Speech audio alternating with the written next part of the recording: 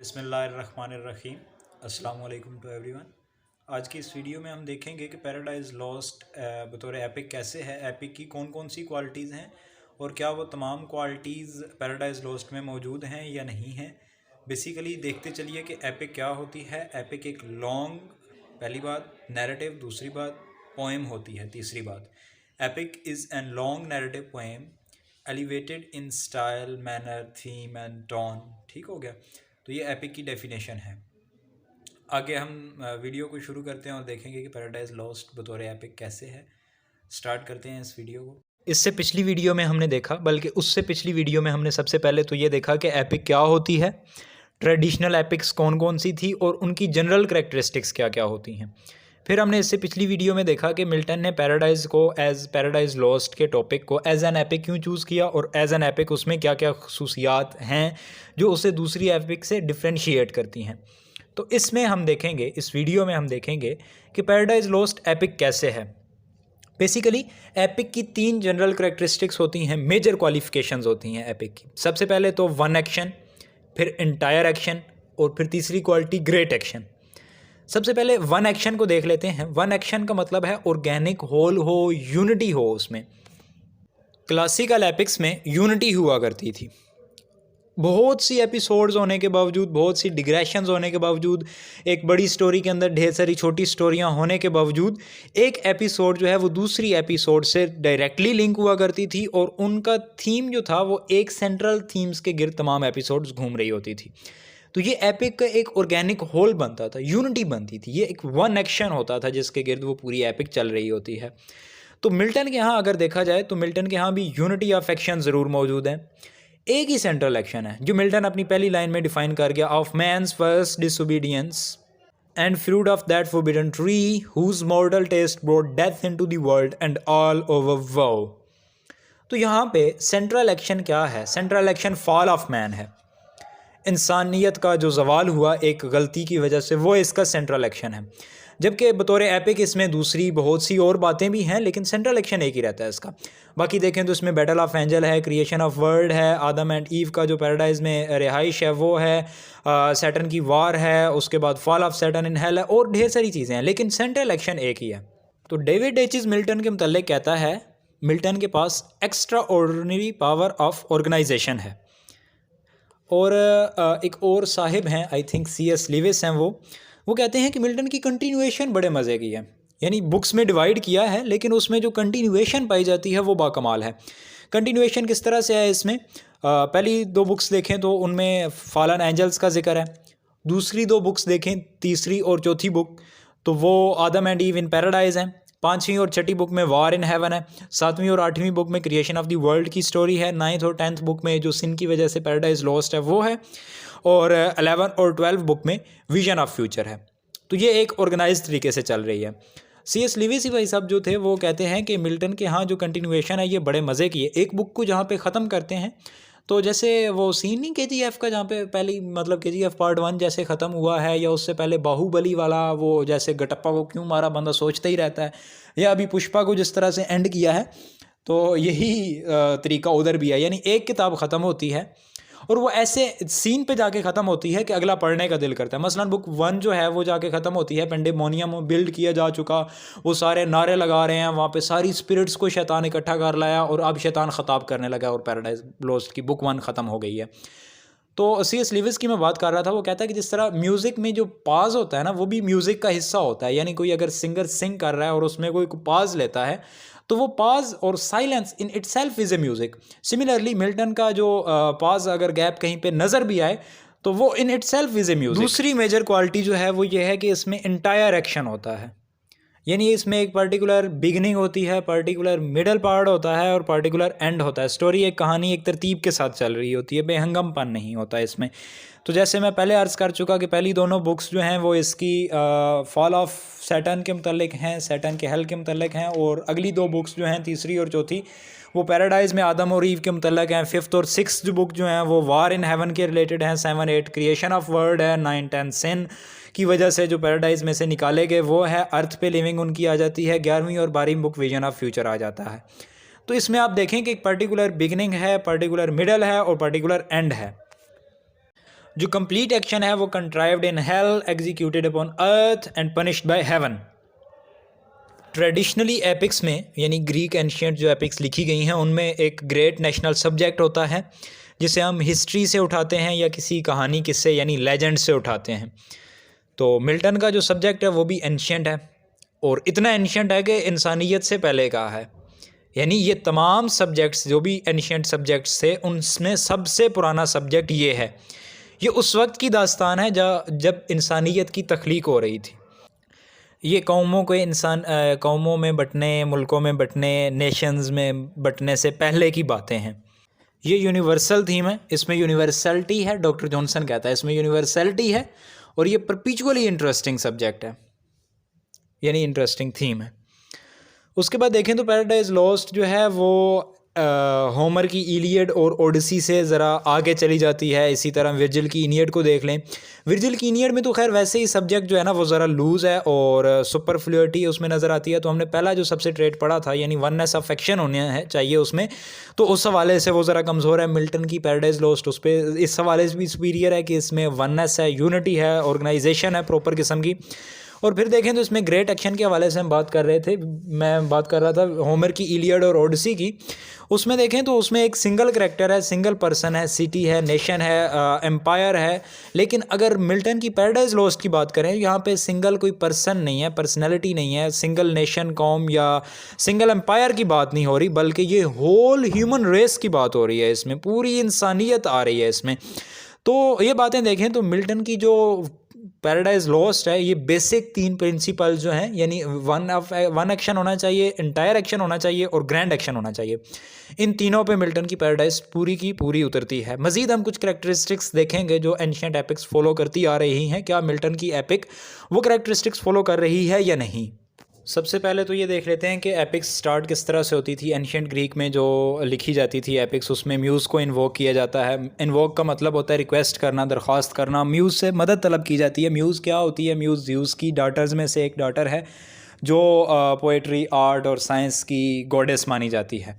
तो उससे हेल्प तलब की जाती है कि मैं ये काम करने जा रहा हूँ, तुम मेरी मदद करो, मैं एक एपिक लिखने जा रहा हूँ। फॉर एग्ज़ाम्पल होमर को देखें, ओडिसी उसकी, तो उसमें वो स्टार्ट लेता है sing in me muse and through me tell the story of that man skilled in all ways of contending the wanderer, और आगे चलती रहती है बात, उसे छोड़े। हम ये देख रहे थे कि म्यूज़ को इन्वोक किया जाता है। सबसे पहले म्यूज़ को भी इन्वोक करने से पहले जनरल स्टेटमेंट दी जाती है जिसके मतलब वो सारी की सारी एपिक होने वाली है। तो फर्स्ट ऑफ ऑल मिल्टन भी एक जनरल स्टेटमेंट देता है of man's first disobedience and fruit of that forbidden tree whose mortal taste brought death into the world. तो ये मिल्टन ने 2 लाइनों में बताया है, वो जो सब कुछ अपनी 12 किताबों में 10,000 लाइनों में लिखने जा रहा है। ये उसकी स्टेटमेंट है of man's first disobedience and fruit of that forbidden tree, जिसका खाना हमारे लिए दुखों और मौत का बायस बना। तो ये 2 चीज़ें वो बता रहा है कि इसके मुतालिक मैं लिखने जा रहा हूँ। अच्छा, उसके बाद आता है पोर्शन इन्वोकेशन ऑफ म्यूज़ का। तो इन्वोकेशन ऑफ म्यूज़ में क्योंकि ग्रीक्स जो थे वो ज़रा पैगन थे, वो अपनी म्यूज़ के लिए कहा करते थे, जो भी उन्होंने मदद तलब करनी है वो उससे तलब किया करते थे।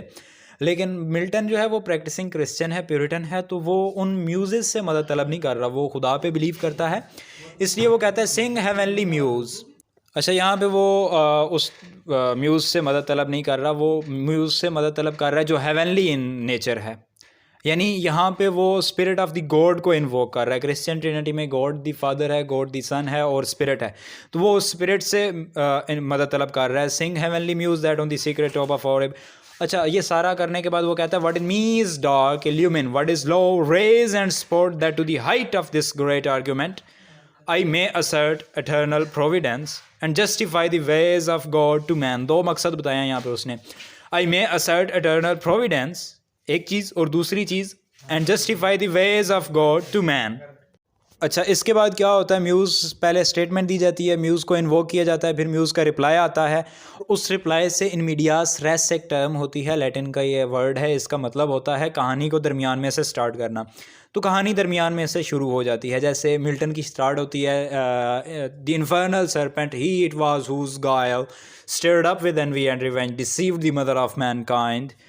तो कहानी दरमियान में से स्टार्ट हो रही है, वो बाकायदा शुरू से स्टार्ट नहीं होती। आगे कहानी जैसे जैसे चलती जाती है उसमें से ये होता है कि फिर उसमें करैक्टर आते हैं, वो ख़ुद अपने बैकग्राउंड बता देते हैं। जैसे ओडिसियस में वो वहाँ जाता है और फिर बैठ के अपने 10 साल की पिछली, बल्कि इलियड में सॉरी, वो अपनी 10 साल की कहानी बता देता है। इसी तरह मिल्टन में कहानी चलती है और फिर जब वो एंजल आता है बुक 5 और 6 में, तो वो वार इन हेवन की सारी कहानी मिल्टन को सुना देता, सॉरी मिल्टन को कह रहा हूँ, वो आदम और ईव को सुना देता है। तो ये कहानी जो है वो आगे चलने से फिर उसका पिछला पोर्शन भी क्लियर हो जाता है, आगे वाला पोर्शन भी क्लियर हो जाता है। तो इस तरह से एपिक्स जो होती हैं उनकी स्टार्ट होती है। इस एपिक की स्टार्ट भी इसी तरह से होती है। First of all muse title दिया जाता है, फिर म्यूज़ को इन्वोक किया जाता है और फिर वो म्यूज़ जवाब देती है और इन मीडियास रेक्स से कहानी की शुरुआत हो जाती है।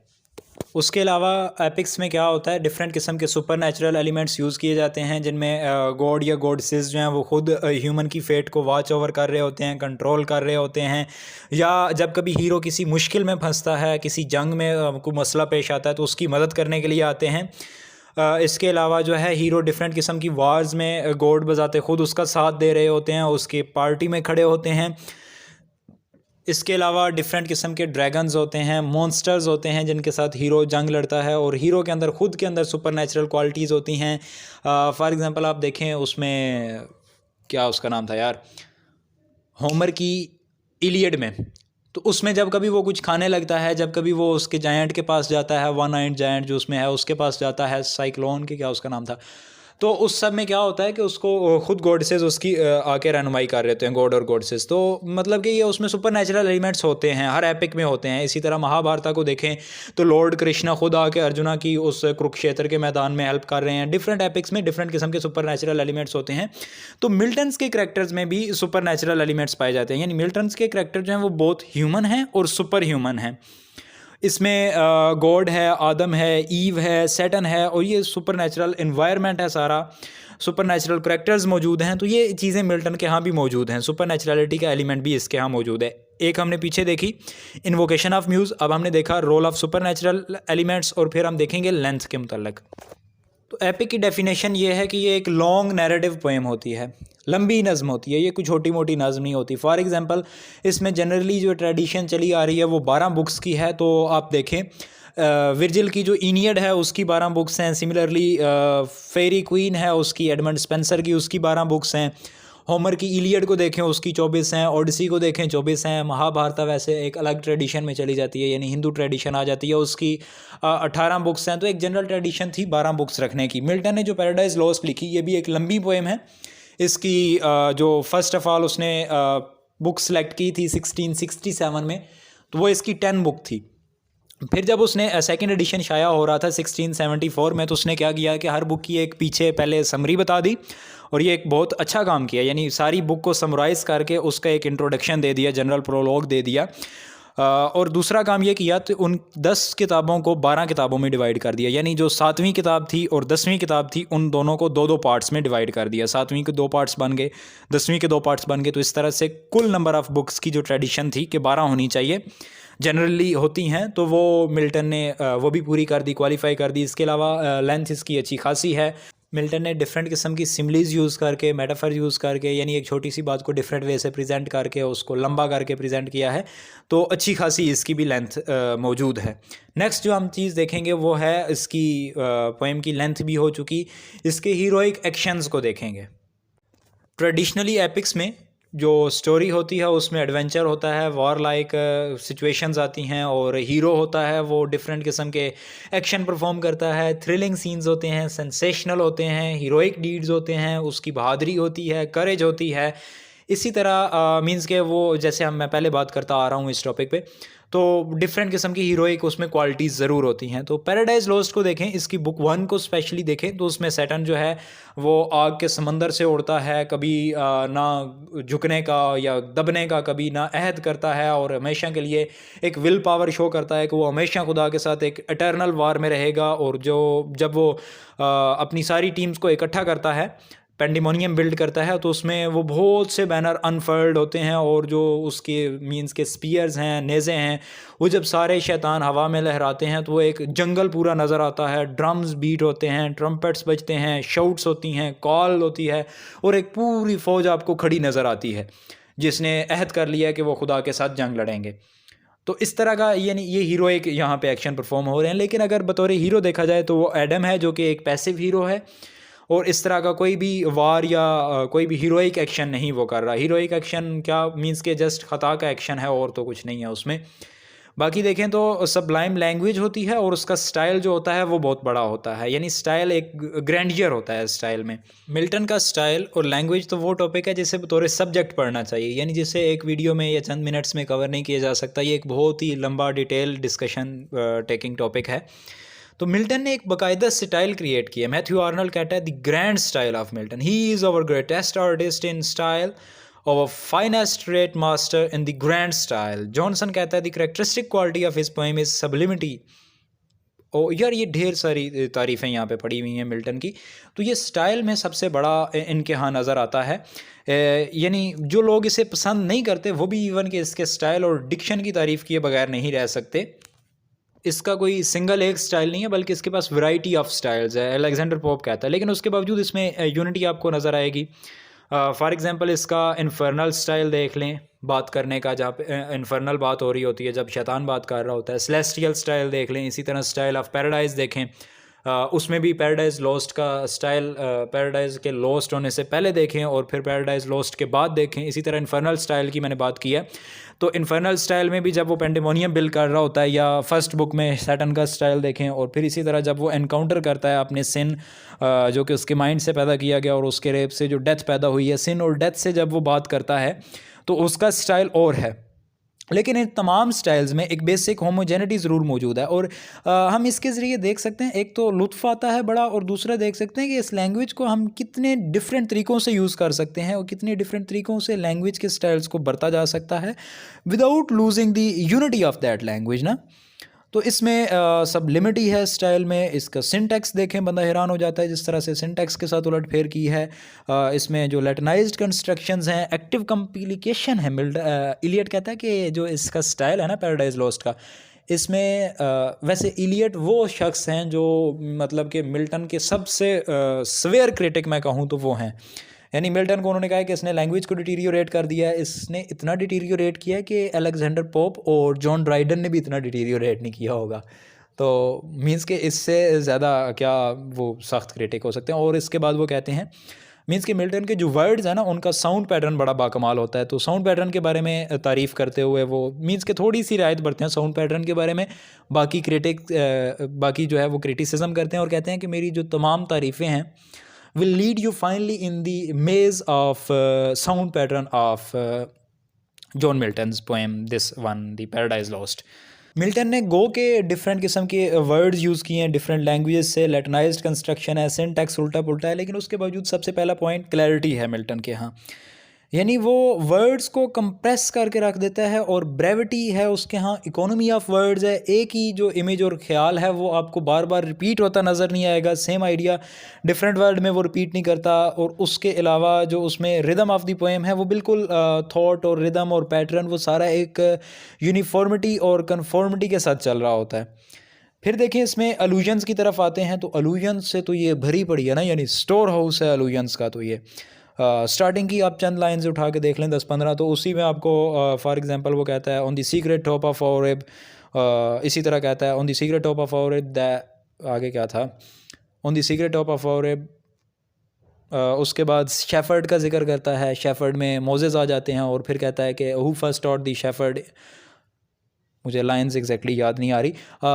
In the beginning chosen seed की बात आ जाती है, चोजन सीड से मुराद इजराइलीज आ जाते हैं। फिर ठीक है, इसी तरह कहता है if the Sion hill delight the more, Sion hill का रेफरेंस आ गया, अलूजन आ गई। सिमिलरली साइलवाज ब्रूक आ गई। तो ये आपको चंद इब्तदाई लाइनों में ही नज़र आ जाएगा। I want to fly above the Aonian mount, ठीक है, that with no middle flight intends to soar above Aonian mount. तो आयोनियन माउंट की अलूजन आ गई। ये ढेर सारी अलूजन्स आ जाएंगी। उसके बाद देखें तो फर्दर जो वर्ड्स को स्ट्रेंज तरीके से यूज़ करने का मेथड आपको नज़र आएगा। जब हम पढ़ रहे थे पैराडाइज लॉस्ट तो उसमें मैंने आपको स्पेलिंग दिखाए थे। सोवरेन के चेक करें, डस्ट के चेक करें, satst brooding on the vast abyss, madst it pregnant. Similarly आप देखें तो adamantine chain, penal fire, compare के स्पेलिंग आप देखें। मीन्स के वर्ड्स को जिस तरह से बरता है वो बिल्कुल अलग हो जाते हैं। और मिल्टन जो है वो वोकेबलरी के यहाँ अगर देखें तो मींस के डिफरेंट किस्म की उसने लर्न बंदा था, उसने हेब्रियो ग्रीक लैंग्वेज, उसके बाद लैटिन हो गई, फ्रेंच हो गई। लैटिन का वो सेक्रेटरी भी रहा है बजाते खुद, और लैटिन में उसने पोएम्स भी लिखी हैं। और इसका वैसे ये जो मिल्टन ने पैराडाइज लॉस्ट लिखी है, इसको इंग्लिश में लिखने का ये भी पर्पस था कि इंग्लिश लैंग्वेज को फ्लोरिश किया जाए। और इंग्लिश लैंग्वेज क्योंकि इंग्लैंड की है तो इंग्लैंड को रिप्रेजेंट करना चाहता था मिल्टन, अपनी नेशन के लिए करना चाहता था, तो ये भी है उसमें। अच्छा, फिर जो उसने डिफरेंट किस्म की लैंग्वेज से वर्ड उठा के इस लैंग्वेज में लाए हैं, यानी लैटिन से जो वर्ड आएंगे वो एक तो वोकेबलरी की इनरिचमेंट है, दूसरा ये देखें कि उनके वर्ड को ओरिजिनल सेंस में भी यूज़ किया है। ओरिजिनल सेंस के अलावा जब उनको डिफरेंट तरीके से बढ़ता है तो उसका एक और मीनिंग खुल के सामने आता है, यानी वर्ड के अंदर नई लाइफ को इन्फ्यूज़ करके रख दिया है मिल्टन ने। अलूजन्स हो गई, उसके बाद आ जाता है रिदम एंड साउंड। तो रिदम एंड साउंड तो मिल्टन के यहाँ सबसे ग्रेटेस्ट है, मींस के इससे बेहतर आपको कहीं पे साउंड पैटर्न नज़र नहीं आएगा। Him the almighty power hurled headlong, क्या यार साउंड पैटर्न क्या है ये। और सेंटेंस की तरतीब देखें, हिम से स्टार्ट हो रहा है ऑब्जेक्ट से, यानी जनरली तो ऑब्जेक्ट सेंटेंस के एंड पे आता है ना, यहाँ पे देखें him the almighty power hurled headlong flaming from ethereal sky there with hideous ruin and combustion, आगे की लाइंस। ये जो एच की साउंड आ रही है इसमें, ये आप मुझे उर्दू में या फ़ारसी ज़ुबान में, फ़ारसी तो वैसे ही ज़रा मुलायम और नरम ज़ुबान है, उसमें तो इतनी हार्श साउंड पैटर्न्स हैं ही नहीं। उर्दू में भी इस तरह का हमें कहीं नज़र नहीं आएगा, him the almighty power hurled headlong. इसी तरह ऊपर जो मिल्टन की लाइन पहले आती हैं, उसकी आई थिंक फर्स्ट स्पीच है, उसमें आती हैं what though the field be lost all is not lost, the unconquerable will and study of revenge, immortal hate and courage never to submit and yield। ये जो साउंड पैटर्न है ना यहाँ पे, ये बड़े मज़े का है। और यहाँ पे जो साउंड पैटर्न शेक्सपियर का इससे मिलता जुलता, मींस के जो मास्टरी है, इसकी महारत है ब्लैंक वर्स पे, वो शेक्सपियर के डायलॉग्स में हमें उस तरह नज़र आती है और कहीं नहीं नज़र आती। इसका जो साउंड है वो बड़ा स्मूथली चलता है, बड़ा टेक्निकली मींस के चलता है। वैसे टी.एस. इलियट इसके बारे में कहता है क्योंकि हज़रत जो है वो अंधे थे, नज़र नहीं आता था, तो इसलिए इनका सारा फोकस जो है वो साउंड पैटर्न पे ही रहा। यानी ये तो मानना पड़ेगा, जिस तरह भी आप क्रिटिक करके ले आए, ये आप साउंड पैटर्न वाली खसूसियत जो है मिल्टन की कभी झुटला नहीं सकते। साउंड में जो कमाल मिल्टन ने हासिल किया वो इंग्लिश लैंग्वेज में किसी और को इस तरह साउंड को मैनिपुलेट करना नहीं आया। फोनेटिक सिस्टम इसका बड़ा स्ट्रॉन्ग है। उसके बाद देखें तो सेंटेंस की बात आ जाती है। सेंटेंस इसके लंबे हैं, लॉफ्टी हैं, उनका सिंटैक्टिकल जो ऑर्डर है वो और तरह से है। C.S. लेविस इस बारे में कहता है मिल्टन जो है वो डिपार्चर करता है इंग्लिश के नॉर्मल स्ट्रक्चर से और सेंटेंस ऑर्डर से और सिंटैक्स से और एक्सेंचुएशन से।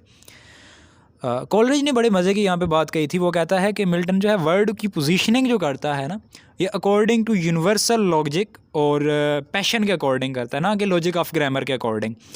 तो मिल्टन का सेंटेंस कंस्ट्रक्शन जो है वो बड़ी अजीब किस्म की है। फ्रेज़ जो हैं वो उसके लेंथी हैं, एक सिमिली चलना स्टार्ट होती है, बल्कि वो सिमिली की टॉपिक पे डिस्कस कर लेंगे। सेंटेंस चलना स्टार्ट होता है, ख़त्म होने का नाम ही नहीं ले रहा होता, और एक मींस के जो उसका सिंटैक्टिकल ऑर्डर है वो सारा रिवर्स हो चुका है। लैटिन का जो है ना, लैटिन में वर्ब जो है फॉर एग्जांपल वो सेंटेंस के एंड पे भी आ रहा होता है। सिमिलरली डायरेक्ट ऑब्जेक्ट जो है वो सब्जेक्ट से पहले आ सकता है, ऑब्जेक्ट से स्टार्ट हो सकती है। और मिल्टन जो है वो लैटिन लैंग्वेज का बड़ा दिलदादा था। मिल्टन को लैटिनाइज्ड कंस्ट्रक्शन और लैटिनाइज्ड सिंटैक्टिकल स्ट्रक्चर जो है वो बड़ा पसंद था। मिल्टन का स्टाइलिस्टिक जो तरीका है, बल्कि इसके एक मैं पहले भी कह चुका कि मिल्टन की जो ज़ुबान है या सेंटेंसेस हैं या जो वर्ड्स हैं उनको एक बाकायदा सब्जेक्ट के तौर पे पढ़ा जा सकता है। मिल्टन की स्टाइलिस्टिक्स जो है वो बड़े मज़े की है, स्टाइलिस्टिक्स सब्जेक्ट का नाम होता है। तो अगर इसको ध्यान से हम पढ़ें तो बड़ा लुत्फ़ आता है। इसी तरह प्रिसाइज मीनिंग जो होते हैं वो मैटर लेस कर रहे होते हैं दैन द इम्परफेक्शनिस्टिक इफ़ेक्ट। समझ रहे हैं इस बात को।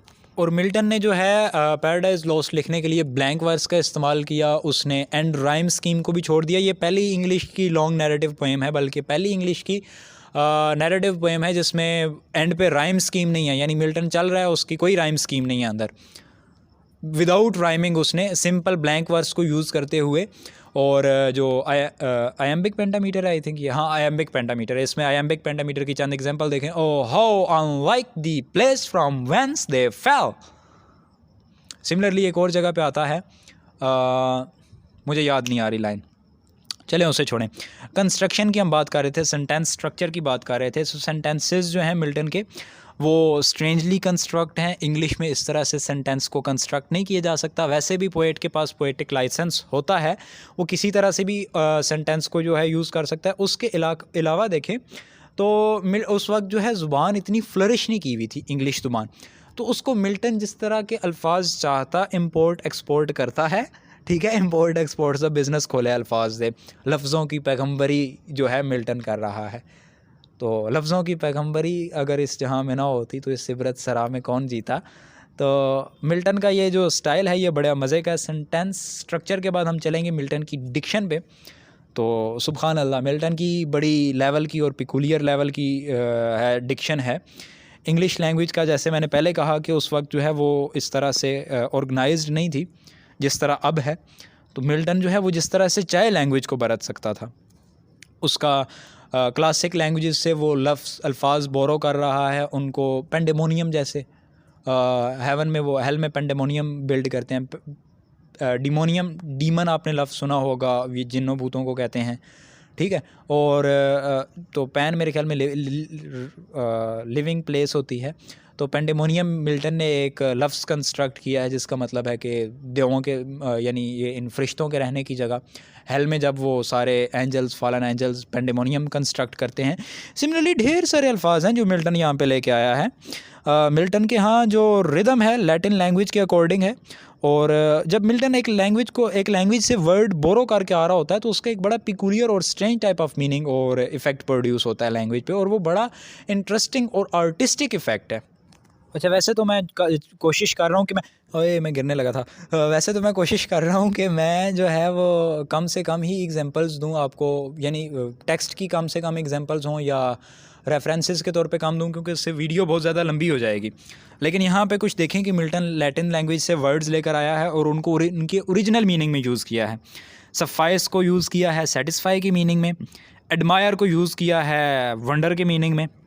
ठीक है, और इसी तरह विर्चू को यूज़ किया है बहादुरी के मीनिंग में। तो ये देखें, ये मींस के इंग्लिश में किस तरह का वो एक स्ट्रेंज टाइप ऑफ टेस्ट और आर्टिस्टिक टेस्ट डेवलप हो रहा है इससे। फिर देखें तो मिल्टन की सिमिलीज़ को देख लेते हैं। मिल्टन की जो सिमिलीज़ हैं, मिल्टन के यहाँ great store house of Milton जो है वो बहुत बड़ा लर्नड स्कॉलर था। इसने बहुत सारी ज़ुबानों पे महारत हासिल कर रखी थी, ना सिर्फ पढ़ रखी थी बल्कि महारत हासिल कर रखी थी। मैं महारत का लफ्ज़ यूज़ कर रहा हूँ। इसने क्लासिकल लिटरेचर पढ़ा हुआ था, सारा बाइबल पढ़ी हुई थी, बाइबल रटी हुई थी बल्कि। इसके अलावा माइथोलॉजीज़ को इसने पढ़ रखा हुआ था, हिस्ट्री को पढ़ रखा हुआ था, ज्योग्राफ़ी को पढ़ा हुआ था। इसके अलावा साइंस से भी इसे कुछ ना कुछ आगाही थी और नेचर के वेरियस एक्सपेक्ट्स पे इसको आइडिया था, जानता था। मतलब कि साइंस की मैंने बात की तो आप देखें कि सूरज को क्या यूनिवर्स का सेंटर है कि नहीं है, उस चीज़ पे वो आपके एक लाइन नज़र आएगी, मुझे बुक नहीं याद। उसमें किसी एक बुक में वो सूरज के हवाले से बात होती है। इसी तरह बुक 1 में वो कहता है कि whose orb the Tuscan artist view from the top of Fesole or in वेलम्ब्रोसा। अब ये वेलम्ब्रोसा को देखें, फिसोल को देखें, ये स्ट्रेंज वर्ड्स ला के रख रहा है। यानी मिल्टन जो है वो ओरिजिनल वर्ड्स को नहीं यूज़ कर रहा, वहाँ पे peculiar type of name use कर रहा होता है। फॉर एग्जांपल आप देखेंगे कि मिल्टन जो है वो एक तो बाज़ दफ़ा तो ये यूँ जो पिकुलियर नेम यूज़ करता है, बाज़ दफ़ा तो ये साउंड पैटर्न के लिए यूज़ कर रहा होता है क्योंकि उससे साउंड जो है ना वो बड़े कमाल का प्रोड्यूस हो रहा होता है। लेकिन बाज़ दफ़ा उनके स्प्लेंडेड मजेस्टी टेरर जो उनमें है और जो उनके अल्फाज की शान व शौकत है, ये जो साउंड पैटर्न की पहले मैंने बात की उसके लिए यूज़ कर रहा है। फॉर एग्ज़ाम्पल इलियम है, तो इलियम जो है पुराना नाम है ट्रॉय का। सिमिलरली आप देखें वेलम्ब्रोसा का मैंने मुतल्लक कहा तो ये इटालियन नेम है। या चंद सिटीज़ के नेम यूज़ करेगा तो बड़े स्ट्रेंज तरीके से यूज़ करेगा। इसी तरह आयोनियन माउंट जो है वो यूज़ कर रहा है, और सोनियन लैंड का यूज़ कर रहा है इटली के लिए। ठीक है, इसी तरह टिलेसर, औरन, ये नेम्स हैं, इनकी इफ़ेक्टिवनेस की वजह से इनको यूज़ करता हुआ आपको दिखाई देगा। गॉड के लिए ऑलमाइटी का वर्ड यूज़ करेगा, जो उसके साथ सैटर्न, यार 30 के करीब तो इसने फरिश्तों के नाम गिनाए हैं इस पैराडाइज लॉस्ट में, जिनके मतलब कोई ख़ास इतनी मतलब कोई जानता भी नहीं था उनको। तो मिल्टन जो है वो बड़े strange type of word use करेगा जिससे एक अलग किस्म का आर्टिस्टिक टेक और इम्प्रेसिवनेस प्रोड्यूस होती है। इसी तरह बाज़ दफ़ा ये नेम्स को बिब्लिकल एसोसिएशन से ले आता है, यानी बाइबल से उठा लाता है। बाज़ दफ़ा इनको ले आता है किसी लेजेंड से, मिथ से, या पुराने जो इनके पुराने मिल्टन को ना पुरानी चीज़ें बड़ी पसंद थी। आर्काइज़म मिल्टन के यहाँ नज़र आता है। बाज़ वर्ड्स वो वाले यूज़ करेगा जो पुराने हो चुके हैं, बाज़ यानी आर्केइज़म आप समझते होंगे मेरे ख्याल में। इसके बाद नेक्स्ट देखें तो सिमिलीज़ आ जाती हैं। सिमिली कहते हैं एक चीज़ को दूसरी चीज़ जैसा करार देना। मिल्टन की सिमिलीज़ 20-20 लाइनों पे फैली होती हैं भाई साहब। बहुत लंबी लंबी उसमें सिमिलीज़ यूज़ की जाती हैं। मैं बात कर रहा था मिल्टन क्योंकि लर्न्ड स्कॉलर था, तो एक चीज़ को दूसरी चीज़ से, दूसरी को तीसरी से, home the done by ancient. एक सिमिली मैं पढ़ के सुनाना चाह रहा हूँ। टाइम की वजह से टाइम ज़्यादा लग जाएगा, छोड़ दे, चलें पढ़ के सुना देता हूँ, आप सुने, मज़ा आएगा इंशाल्लाह। लाइन सुने, कहता है thus said in talking to his nearest mate, with head uplifted above the wave and eyes that sparkling blazed,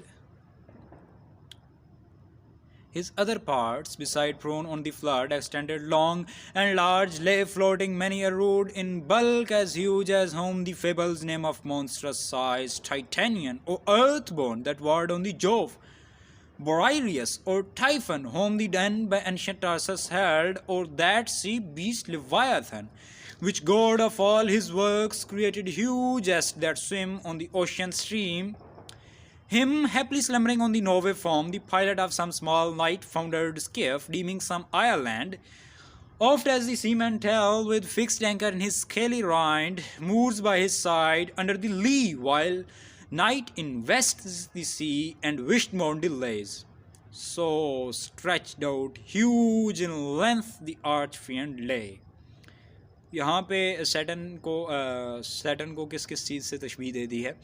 ब्रायरियस और टाइफन और लेवियाथन और भी एक चीज़ थी अंदर, पढ़ी है मैंने, भूल गया। अच्छा, तो देखें डिफरेंट चीज़ों से एग्जांपल्स दे के किस तरह मींस के इसी तरह आगे जाके एग्जांपल देखता है उसके जो उसके पीछे शील्ड लटकी होती है, उसको कहता है कि टस्कन आर्टियस फिसोल की या वेलम्ब्रोसा की पहाड़ियों से देखता है, और उसकी जो शील्ड है उसमें वो माउंटेन्स, रिवर्स और माउंटेन्स था, रिवर्स था और न्यू लैंड्स उसमें डिस्कवर करने की कोशिश करता है। तो ये मींस कि मिल्टन की जो सिमिलीज़ हैं वो बड़ी बाकमाल किस्म की हैं, वो बड़े लेवल किस्म की हैं। मिल्टन एक सिमिली को उठा, अच्छा इसके बारे में C.S. लेविस ने एक बात कही थी। C.S. लेविस कहता है कि मिल्टन हजूर जो हैं वो सिमिलीज़ को इस तरह से बरतते हैं कि सिमिली का ज़ाहिरी मतलब तो कुछ और होता है, जबकि वो रिप्रेजेंट कुछ और चीज़ कर रही होती है। इस मामले में वो डीमंस का छोटा हो जाना, डीमंस कह रहा हूँ सॉरी, पेंडेमोनियम से वो मेरे तक अभी तक ज़हन में है। वो देखें कि उसमें जो लॉस्ट एंजल्स हैं, फॉलन एंजल्स हैं, उनका छोटा हो जाना बाद में क्या रिप्रेजेंट करता है, उसकी मेरे ख्याल में 3rd बुक में जाके रिप्रेजेंट करता है। तो वहाँ पे उनका छोटा हो जाना ड्वार्फिज़म यानी उनके करैक्टर के हिसाब से भी रिप्रेजेंट कर रहा होता है। तो मिल्टन की जो सिमिलीज़ हैं तह दर तह होती हैं। एक सिमिली है, उसका ज़ाहिरी मतलब कुछ और निकल रहा है, लेकिन उसका एक डीपर मीनिंग भी है। तो मिल्टन की सिमिलीज़ बड़े मज़े की हैं। इसके अलावा मिल्टन जो अलूजन्स यूज़ करता है वो भी बड़ा इंटरेस्ट पैदा करती हैं। वो मींस के आर्टिस्टिक हैं। फ्लावर्स की अलूजन हो गई, ज्यूल्स की, सेक्सुअल लव की, लाइट की, डॉगनेस की, स्टॉर्म्स की। इसके अलावा मिल्टन के यहाँ जो इमेजरी है वो बड़ी बाकमाल है। यानी मैं वो आपको सुनाना चाहूँगा, एक लाइन थी, मुझे याद नहीं है किसकी लाइन थी। तो वो कहता है, आई थिंक C.S. लेविस ही थे, इमेजेस जो हैं इसकी हेवनली इमेजेस है ना, यानी उसमें यूनिवर्सल भी कह लें, हेवनली भी कह लें। तो ये इमेजेस हमारे यहाँ आपको इकबाल के यहाँ नज़र आएंगी, बड़ी यूनिवर्सल किस्म की इमेजेस इकबाल प्रोड्यूस कर रहे होते हैं। तो वो भाई साहब कहते हैं कि ओवर मीन्स के हमारे पास एक पहले से इमेज बनी हुई मौजूद है, हेल की भी है, हेवन की भी है, गॉड की भी है, या चले रफ़ में, थॉट में, कहीं अनकॉन्शियस में पड़ी सही, लेकिन बहरहाल हमें कुछ ना कुछ एक खाका सा क्रिएटेड होता है। तो वो भाई साहब कहते हैं, our dreams stand before us and don't fade away और मेल्ट। तो कहते हैं मिल्टन ने जो इमेजेस प्रोड्यूस किया ना, ये हमारी ड्रीम्स को हमारे सामने मुजस्सम करके, तजसीम निगारी करके दिखा देता है, और हम अपनी उस ड्रीम को इमेज की फॉर्म में देख रहे होते हैं। और वो इमेज क्योंकि उसने कागज़ पे उतार दी है, यानी एक ख़याल को और एक रफ़ थॉट को, अनकॉन्शियस में पड़े एक किसी तसव्वुर को मिल्टन ने मुजस्सम करके कागज़ों पे उतार दिया है। तो ये मिल्टन का बड़ा कमाल है। और मिल्टन के यहाँ जो इमेजेस हैं वो प्रोड्यूस करना, मींस के हेल को जिस तरह मिल्टन ने डिस्क्राइब किया है, वो बड़ा टाइम मींस के बड़ा मुश्किल काम है एक ऐसी चीज़ को रिप्रेजेंट करना। और फिर देखें कि आपने उसने हेल को रिप्रेजेंट किया, हेवन को किया, सैटर्न को किया। सैटर्न का जब वो स्ट्रक्चर बताता है, अभी मैंने बात की जो अभी वीडियो आपसे शेयर की, इसमें वो कहता है कि सैटर्न का स्ट्रक्चर इतना बड़ा था कि अगर वो दरिया में लेटा हो तो कोई नाइट फाउंडर्ड स्किफ़ का जो मींस के अगर कोई नाइट फाउंडर्ड स्किफ़, यार वो जो कश्तियाँ चलाने वाले होते हैं, वो वहाँ पे आ जाए मल्लाह, तो मिल्टन को समंदर में लेटा हुआ देख के ये समझे कि यहाँ पे कोई जजीरा है, वो उसके ऊपर अपना लंगर गाड़ दे, कश्ती लेके खड़ा हो जाए। इतना बड़ा था, और उसका अगर नेज़ा काटा जाए तो अगर उसके नेज़े का साइज़ देखना हो तो आई थिंक नॉर्वेजियन पहाड़ी की सबसे बड़े दरख्त को जाके काटो, फिर वो उस नेज़े के सामने एक छोटी सी छड़ी होगा, उसकी अगर पॉन्ड्रस मीन्स के इस तरह से मिल्टन बयान करता है जैसे उसके सामने सैटर्न खड़ा हो कहीं पे। इसी तरह जब हेल की बात करता है तो round he throws his baleful eyes that witnessed huge affliction and dismay, ever burning sulphur से जल रही है, कभी ना ख़त्म होने वाली आग है, और डार्कनेस विजिबल, दैट उसके फ्लेम्स जो हैं उनसे सिर्फ डार्कनेस विजिबल हो रही है। तो मिल्टन की जो इमेजरी है और जो अल्फाज हैं वो बड़े बाकमाल हैं। मैंने पहले कहा कि मिल्टन के स्टाइल पे और लैंग्वेज पे बात करनी हो तो ये जितनी मर्ज़ी इसको लंबा किया जाए, ये कभी मींस के बहुत ही बाकमाल किस्म की चीज़ है। एक बाकायदा स्टाइलिस्टिक है और लिंग्विस्टिक्स के तौर पे भी आप इसे पढ़ सकते हैं। इसके अलावा ये बाकायदा एक स्टाइल है जो इंग्लिश में सबसे बड़ा ग्रैंड स्टाइल है, जो मींस के साउंड के सिस्टम के हवाले से भी, फोनेटिक्स के हवाले से भी, और बाकी भी जो स्टाइल है मिल्टन का, इसको ग्रैंड स्टाइल कहा जाता है, और ये मिल्टन का ख़ासा है। तो इस पे जितनी मर्ज़ी मैं लंबी बनाता मतलब मैं तो इतनी बात नहीं कर सकता। खैर स्कॉलर्स इसको बतौर सब्जेक्ट पढ़ा सकते हैं, तो इसको मैं यहीं पे रोकना चाहूँगा। आज की इस वीडियो में हमने देखा कि मिल्टन की जो पैराडाइज़ लॉस्ट है, क्या वो एपिक होना जस्टिफाई क्वालिफाई करती है या नहीं करती, और एपिक की जो खसूसियात हैं क्या वो उसमें एज इट इज़ पाई जाती हैं या नहीं पाई जाती। तो आज की वीडियो तक में बस इतना ही। मिलते हैं नेक्स्ट वीडियो किसी में। अल्लाह हाफिज़।